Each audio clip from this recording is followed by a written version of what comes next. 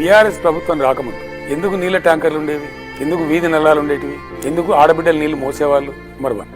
Number 2, తాగునీళ్ల కోసం ఉన్నటువంటి సమస్యను కూడా మేము ప్రయారిటీగా తీసుకొని, అత్యంత ప్రాధాన్యత తీసుకొని అద్భుతమైనటువంటి మహా అద్భుతమైనటువంటి పథకాన్ని రూపకల్పన చేశాం. బీఆర్ఎస్ రాకముందు, కేసీఆర్ ముఖ్యమంత్రి కాకముందు ఈ రాష్ట్రంలో వాళ్ళు నిర్మించినటువంటి ట్యాంకులు అండి, తెలుగుదేశం కానీ కాంగ్రెస్ కానీ చేసినటువంటి నిర్మాణం చేసిన ట్యాంకుల సంఖ్య 17,500 గ్రామాలలో ఉండే ట్యాంకులు. ఓవర్ హెడ్ సర్వీస్ రిజర్వాయర్స్ అంటే మనం OHSR అంట. 10 ఏళ్లలో మేము నిర్మించినటువంటి ట్యాంకులు సుమారు 18,000-19,000. అంటే వాళ్ళ 58 ఏళ్ల పరిపాలనకు మించి మేము కట్టినాం.